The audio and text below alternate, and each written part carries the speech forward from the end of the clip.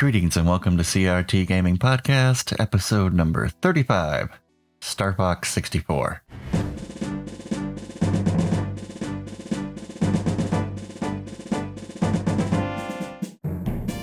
This is Jones, and with me tonight are my good friends Gohan and Dazpic. Mr. Gohan, did Andross have his way with you? My call sign this evening is Falco. Meaning I was always damaged. I was always the first one out of the game. You were the first one out. Oh yeah. It was a fun ride though. And Dazpic, you got a gun. It only has one bullet in it. Do you shoot Falco, Slippy, or Pepe? Who you putting a bullet in? I line them all up. One shot through all of them. Because those guys suck. They can't fly for shit. Well, like I said, last week I decided to try to do, like a series on a form of like rail shooters or whatever. And I came up with Star Fox, something I wanted to come back to. I haven't played it for a long time. Let's see. So you guys haven't really played it. I played it in the past and beat it. What was your initial impression of it, Mr. Gohan? Because I think you said you have never played it before. Yeah, this game came out right when I was in college, and I did not have an N64 at the time. I played the hell out of the first game on the SNES, and for whatever reason, just never got any time with this one. And man, this was definitely a lost to the sands of time gem, because there is a ton of game in this package. Yeah, it's got a lot of stuff. Like it echoes back to a day where couch multiplayer was a big thing. So, I couldn't really experiment with that because I don't have, 3 people hanging around that wants to play games with me on my couch. So, but yeah, it does have that to it. But it does have a pretty lengthy and branching single player mode to it. Oh yeah, I mean it's so much bigger than the first one, than the first game that I remember, and yeah, I mean the multiplayer stuff alone. I mean, did you play a lot of multiplayer this week? No, but I mean like they're like just. Did you tap into the Star Fox 64 servers and knock out a few matches?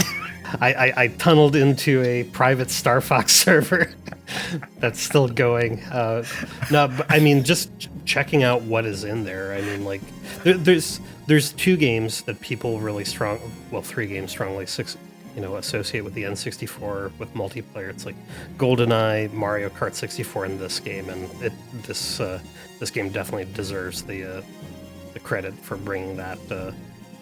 Actually using all 4 of those controllers on the front of the system. Yeah, it does one thing kind of like really interesting that's not necessarily about this game, but it kind of has to do with the Nintendo 64 controller. Like, there was a time, like Nintendo has kind of always... they've always tried to innovate stuff a little bit. I don't always agree with what they're trying to do. But, good, better, and different. Well, I mean, if you want to look at the Xbox or the PlayStation, that controller is essentially the same thing that it has been, up to like the latest, PS5, whatever, Xbox, Super X, whatever it is. The Xbox. Yeah, but this one had like a weird Batarang-shaped controller. But it, it brought the analog stick. It was the first controller to have one. Kind of let us play games kind of like GoldenEye, where you could actually play a first-person shooter on a console, which was kind of an impossibility up to that point. This game came packaged with the Rumble Pack, so it is also the first game to have Rumble features. Then the PlayStation would later come out with a DualShock, but this is the birth of it. Rumble in a controller and having an analog stick were definitely gambles that they took and were just huge innovations, and we're still using them today 20 plus years later. Hey, as bulky and gaudy as the 64 controller was, one of the best things you could do with it was play Wave Race 64 with one hand. You'd have a beer in one hand, and you'd have the one controller, you just moving the thing with your thumb, and it was freaking awesome. Remember many a drunken wave race. I was kind of surprised at this moment in time, because it's still cartridge based, and you kind of like, the newer systems were coming out, which were, the CD medium, and you're getting all this, like fully acted out dialogue, although it was terrible at the time, but it was still like actual, human voice on the CD tracks. But this one had a fair amount of like, digitized speech in it, like as far as. Yeah, it did. Which I didn't, I thought it was neat, but I didn't care for it. Because the characters that I'm interested in, I like the concept of it, but I don't need it kind of makes it kind of like a childish version. I'm much more happy with reading childish text and then Slippy just going blip, blip, blip, blip, blip, like back in the original Star Fox. I don't need to hear like a little whiny, punk kid, especially Falco. I would take Falco out back and put him down. I helped that guy. Slippy was so useless. It was pointless. Every time he tried something, he screwed it up. The guy was just like, come on, man, give it up. Yeah, because you got let's see, you got just kind of crazy names for these people. Like you got Slippy Toad. Slippy Piggy, Falco. And you got Pepe Hair, which, Slippy Toad makes sense. Pepe Hair makes sense. Falco Lombardi, he hands out trophies at the Super Bowl or something. I don't know He's a big football fan. Apparently is. Yeah, they said they made like a little story wrapped around with it, like the you bring in the Star Wolf with the dreaded Star Wolf. Yeah, Star Wolf and Pigma Dengar. Dengar. Yeah, isn't that guy from Empire? Yes. That could be related because this guy, because Pigma. He got bandages. He got toilet papered. Pigma's mean. He says some kind of like vile stuff about murdering your father. I was like, holy crap, this got violent. Like it's just kind of all, happy and floaty. I know on the surface it looks like Muppets meets Thunderbirds, but there's some harsh realities of war going on in the background. Yeah, he's like, Daddy screamed real good before he died. I'm like, where'd that come from? This is for children? Your dad really liked that bag of rats I put on his face. And I teabagged him. It's just like, what? Pigma. It's like, you are a pig. I mean, it's one thing when Conker says it, but hearing that come out of Star Fox. Like, easy guy, easy. You just joined the crew, fellas. Sorry. He was one of my dad's hires, I'm a little embarrassed. Yeah, and I guess he apparently betrays your father, which is James McCloud. He's the original Star Fox from the Super Nintendo, and hitches up with Star Wolf. Calls some ruckus out in the galaxy with the Super Monkey, Andross, and Is that what his business card says? Andross, Super Monkey. Super Monkey with Robo Gremlin Skull. That's his official full title. Yeah, it's pretty. So old Fox McCloud's got to get the old gang back together. Go around. It's Pepe, Falco, Slippy. The worst pilots in the history of animal kind. They are. They ask for help way too much. They complain. I don't because they get in the way. They get shot. They don't sometimes. shut up. Yeah, I lit them up. Hey, what Sometimes are you doing? I was like, putting you out of my way. That's what I'm doing. Moving your ass. Putting you down. Yeah, on my playthrough, there was at least 2 members gone on every mission. Yeah, no one wants to join my squad. That's... Hey, that's the help last me out. assignment you want. No, I'm not helping you. I'm fighting for my life over here, people. I will say, I did, once I started playing it, I did remember playing it before. But man, I forgot about the land mission in the car. Oh yeah, the tank. Yeah. I was like, oh, that was neat. The whole hover tank and everything. That was cool. It was cool because it kind of played a lot like the Arwing. I mean, it kind of mimicked the controls. Albeit on the ground. I did like the jump mechanism. Where you could kind of float. Yeah. And then there's the branching pathways you take. There's another one. It's like a water world where you get like a submarine type thing. Oh, that's cool. Yeah, so, I'm sure it was something with how I had my controls mapped. I couldn't seem to select any of the branches, so I just stayed on the bottom. But it was cool. Enjoyed it. I just hate that stupid monkey. Blow ship.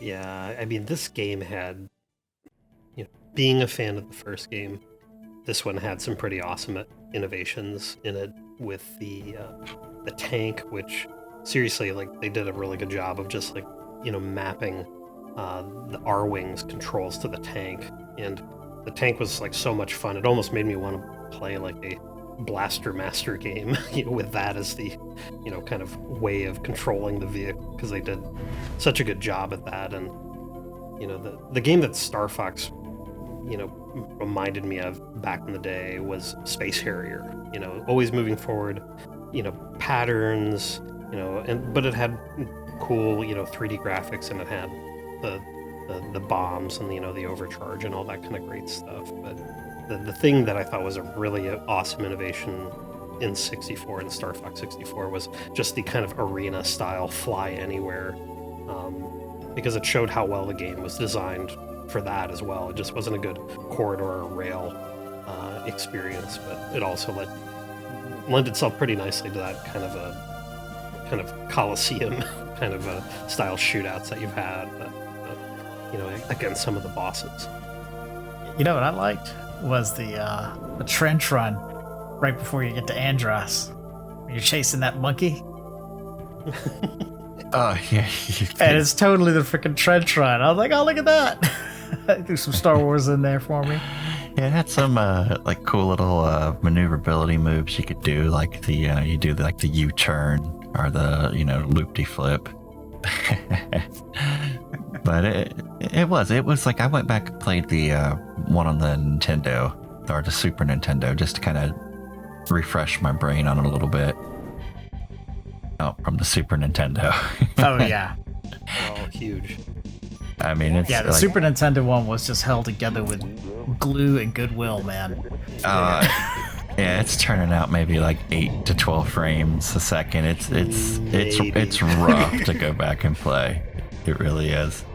It's kind of amazing to look at when you think about it, from at this point in time that, this, trick of a 3D game existed back then. But yeah, it's a little rough around the edges now.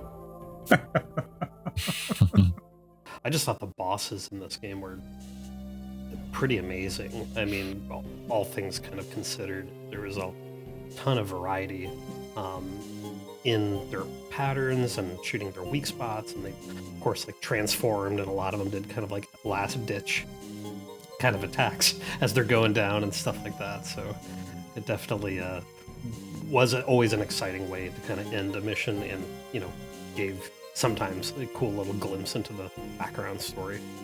Yeah, and they had a little bit of a personality as well, like the robot, waving the no finger at you. Yes. The finger wag. But it looked great for the time period, and I think it still, holds up fairly well today. I mean, it's not, state of the art by any means, but, it's not, brutally painful to look at. Nah, it looked, the ships especially looked really good. I liked on one mission, I don't remember which boss fight it was, but I got my ass kicked a little bit. And when, a little after mission when everybody's talking oh, so, Falco's dead, Slippy's dead, and, the bunny, he's got one foot in the grave, and you're looking at my ship, and one wing is ripped off. I'm like, oh, that's pretty cool, man. Little battle damage. Yeah, the battle damage was cool. Yeah. That's cool. Yeah, General Peppers was not happy with you. No, there's a large bill at the end of this campaign. Taxpayers are not going to be pleased. No, they're not. Let me ask you this. There was a mission where there's a bomb on a base or something. But that's when little Star Wolf shows up, and I went after Star Wolf and his cronies, and I was dropping those guys out of the sky, and the base got blown up. Did you guys save the base? Or is that part of the story? I did not save it, but I don't remember if you can. Okay. You probably can, but I don't recall offhand. I didn't see a way to stop it. But yeah, I was beating their asses. All my guys were dying. Star Wolf. They come up with a better name than Star Wolf. I mean, you're Star Fox, Star Wolf. What's the problem here, Jones? I just mean it's not great. Very, not a lot memorable. of effort. Is it memorable? Space Wolf? Because I've really just had trouble remembering that it was off after we just talked about it.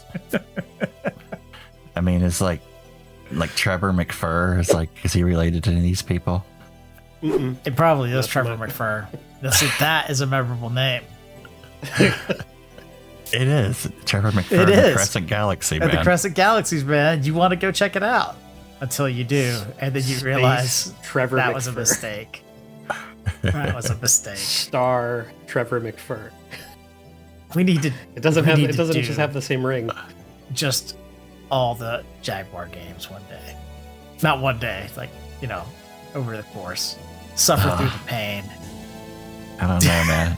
I take the G-Diffusser to the brain before I do that, maybe.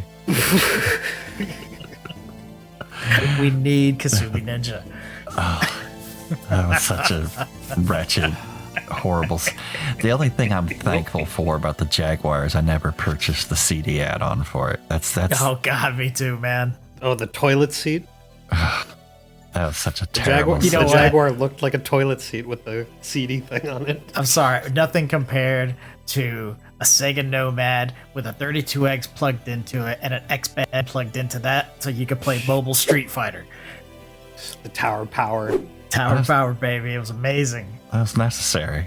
That's technology. It's cutting edge. It was, man. Oh my God.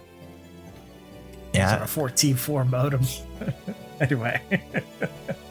I was going to ask you, over the years, I owned most of the Nintendo systems. The only Nintendo console that I have not owned was the Wii U.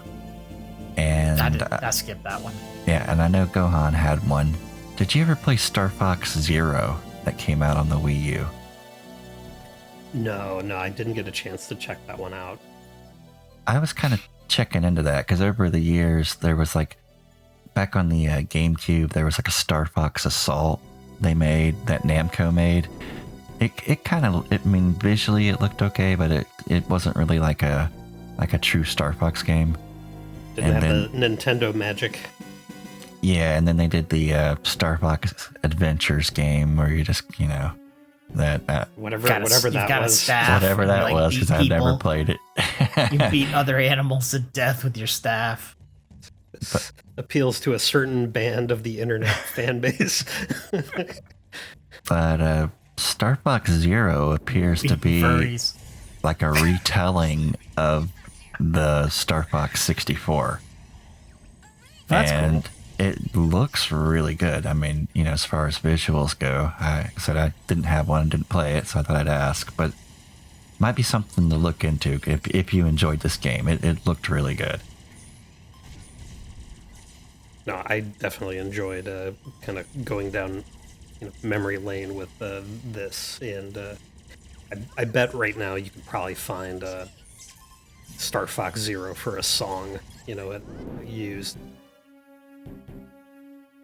It's quite possible. Hopefully they just bring it to the Switch, which they should just bring all the Wii U games to. Because they didn't do well on the Wii U. Yeah. They just, all these good games, and there were quite a few good games on the Wii U, they definitely deserve a mulligan and to be put on the Switch, because there's a lot of good stuff there that just didn't catch on because the Nintendo kind of botched the launch, I think, for that. The name and the price tag probably didn't help them too much. Yeah, I think the concept of it is what I wasn't attracted to. You know, like the Wii was kind of cool. She had motion controllers. At the time period, it was something new you could play with. The Switch is kind of novel, where it's portable, but that was just kind of like it's a console, and you have like a big controller with a screen on it that you can.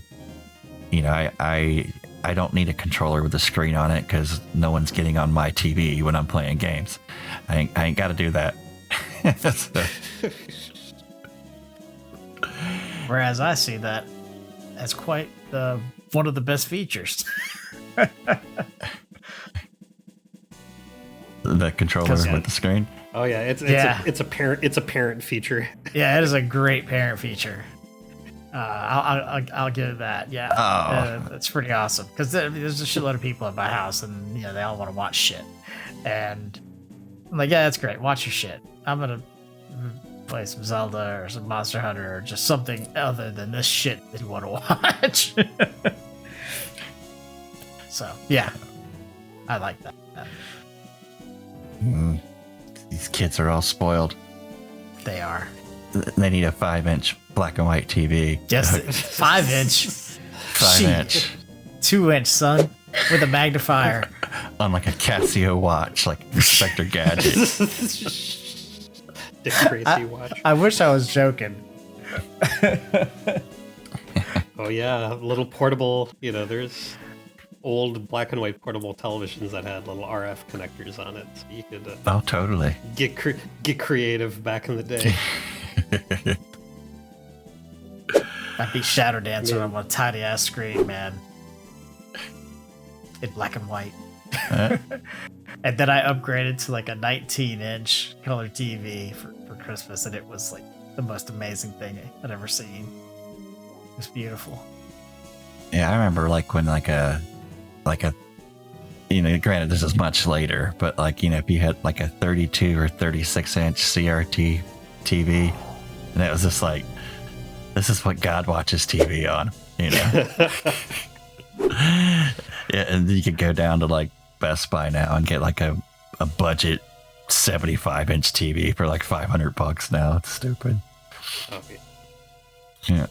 But yeah, I think when this came out, probably my television of choice was and I remember I was so happy when I got it. I got a 27-inch Sony Trinitron with an S-video connector. Yep. That's sex right there. Yeah, that's what we had back then. That is in fact God's television. Yes. All right, well, guys. Yeah, so this was a pleasant run back memory lane for sure. Though I'm glad that I didn't remember it that well. So again, thank you, man. Like I said, it's going back and playing something that you like. You don't remember every single thing, so like a lot of it was kind of like little surprises for me as well. Like, oh, I forgot about this. I forgot about that freaking monkey at the end. I did too. I totally forgot about it. But I knew he was a monkey, but he was an asshole. Yeah. Real quick, if you had to throw a number at it for like your enjoyment level on it, Das Pick, what would you give it? 9, man. It's Star Fox. Come on. It harkens back to your love of furries and Star Wars type things. That's a strange Venn diagram you have there. Got a point. And, I mean, yeah, there's some furry love happening when this thing got made. How about you, Gohan? What kind of number would you give it? This is one of those games I really am disappointed that I missed back in the day. This is an easy 8 or 9, probably a 9. If had the time back then to play the multiplayer, it might even be higher because, this is a great game. Nice, and I'd give it, like I said, 8.5 or 9. According to the interwebs, it's the 45th greatest game of all time, according to the Guinness Book of World Records. So they're never wrong. Well, EGM ranks at 39th, so you know they're in the ballpark at least. So you know, it's a fair enough good game. But you know, being on the rails, we must move on. We're going pushed forward into the realm of Daz Pick, who gonna pick one for us for next week. Yes, I am. What are you doing to us, Daz? We're nervous. Right, Jones, hold me. Okay, so you know when we did the movie ones, there was one that I wanted to do, but when I had tried to do it, I couldn't get it to work, so I didn't even bother with it. But through some assistance, got it working. So there was a wonderful game that came out on PlayStation 1, and it's the Die Hard trilogy.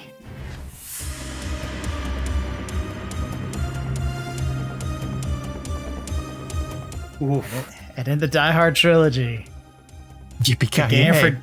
Yippee-ki-yay, motherfucker. The second game for Die Hard 2, Die Harder, is an on-the-rails shooter, and it is freaking awesome. It's so violent and good. Sorry, pal. It's a rail, so it's like a time crisis or virtual cop type of thing? more like a virtual cop type thing. Yeah, like you can plug people multiple times and set people on fire. There's mercy kill them when they're ablaze. All kinds of good stuff. You get insane amount of weapons, explosive shotguns, and there's just shit to blow up everywhere, and it's pretty good. It's a lot of fun. Of the 3 games on that disc, the first one's pretty shit. But 2 and 3, like the beat 'em up, right? Isn't that like the? That was like you know, it was a shooter, but it was like almost like a side view, and it was like a wannabe third person, and it just wasn't good. I don't think the machine could really handle what they were wanting to do there. But the On the Rails one was awesome, and Die Hard with a Vengeance was a driving game, and it was phenomenal. It was so much fun. But yeah, On the Rails, baby. We're gonna shoot some people at the airport. It's gonna be good stuff. So I guess stay tuned next week till we check out Die Hard Trilogy, and more specifically Die Hard 2 on Die Hard Trilogy, and make sure that no one escapes. No one. Passengers included. So until then, this is Jones with Daz Pick and Gohan, and we are signing out. Until next time. Beep, beep, beep, beep, beep.